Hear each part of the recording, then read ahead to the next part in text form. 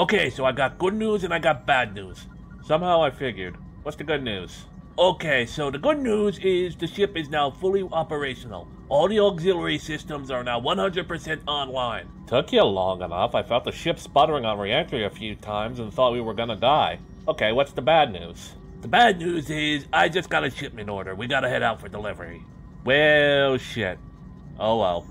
If it's gonna take a while, I may as well do another video. Let's see what's left of those stupid Culture War scripts. Looks like you only got one left. Oh, really? Thank God. What's it about? Oh, I don't know. It just says Grifters. I'll think of a better title in post. Alright, let's get it over with. The last Culture War video. Unless something really stupid is happening right now, of course, and needs to be talked about once the fires go out.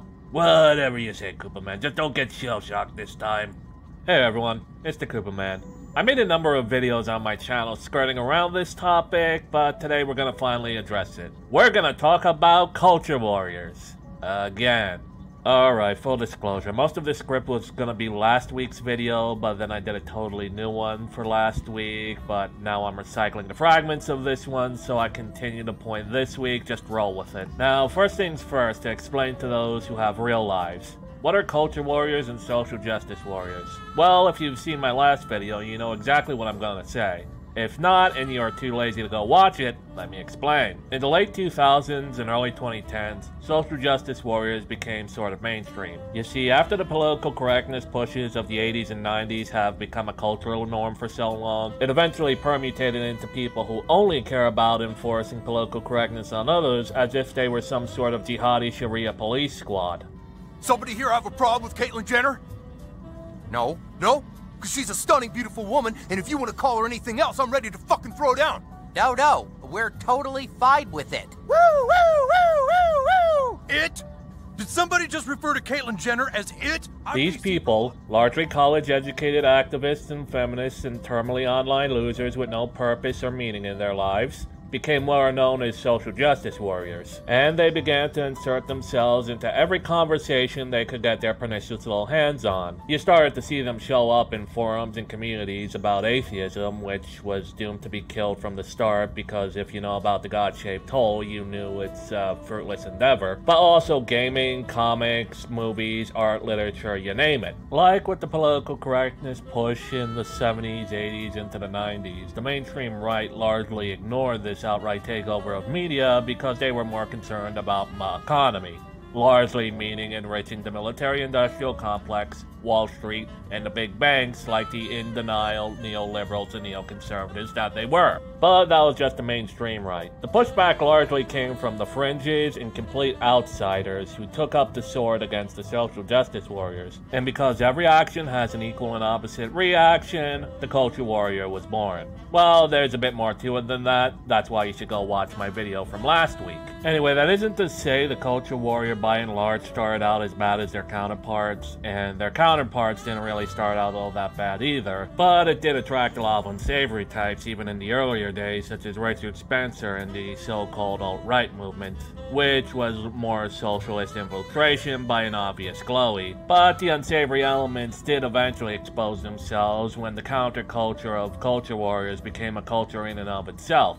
You started to see figures who once purported to be for standards and principles abandon those for their own self-benefit, or some who were just lefties using the counterculture as they couldn't make enough scratch with their own actual views. Take for example, Just Some Guy.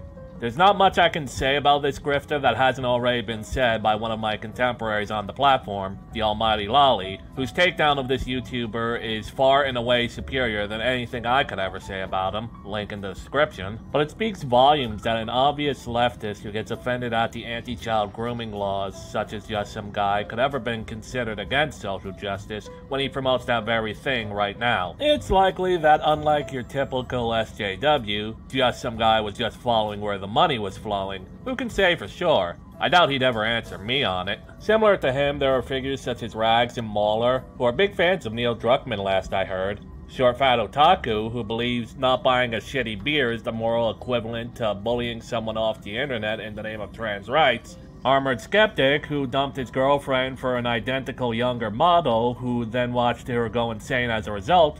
Shoe on Head said same girlfriend. Chris Raygun, famous respecter of women, and so on and so forth. All figures who were either originally towards the left politically or have moved left due to certain pernicious people radicalizing towards that direction. In the case of Muller and Rags, the person is probably JXE, a radical trans activist, but it's likely the pair were already somewhat on the left, but thought they could expand their audience to rake in even more super chats.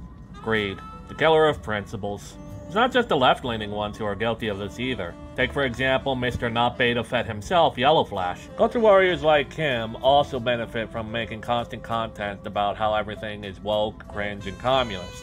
Particularly when it comes to popular punching bags like Disney, Star Wars, Marvel and DC Comics, just to name a few. However, when the rubber meets the road, Yellow Flash and his fanbase have proven their true colors. One, in banning someone from his live chat and stream after talking over him, whose only crime was disagreeing with him. For a person who's on record saying it's better to let the opposing side talk and then mock them, this is an extremely hypocritical thing to do. Taken even further when people on Twitter who followed him started blocking and reporting those critical of him, just like SJWs used to do back in the day.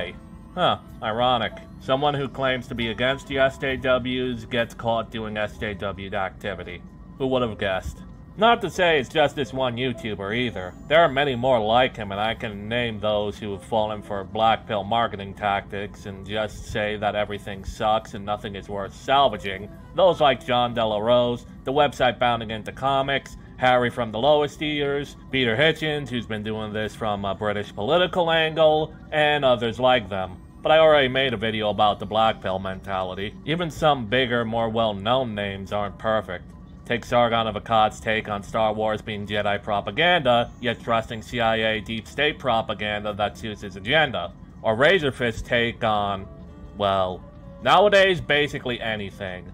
Though the problem with Razorfist isn't that he's a grifter, it's that he's a midwit who thinks he's a great intellectual, basically a walking Dunning-Kruger effect. Jeremy Hambley's entire channel is just an open culture grift. He even admits it as such, which I guess points for honesty. At least he hasn't lost the plot like John Della Rose and is saying stuff like Doctor Strange is literal satanic propaganda. But what can you do? There isn't anything wrong with making money off what you do, especially if you're good at it. But the problem comes in is when the money is what it's all about. Not to be a Bible tuber, but I'm gonna read from 1 Timothy 6 verses 6 through 10. But godliness with contentment is great gain. For we brought nothing into the world, and we can take nothing out of it.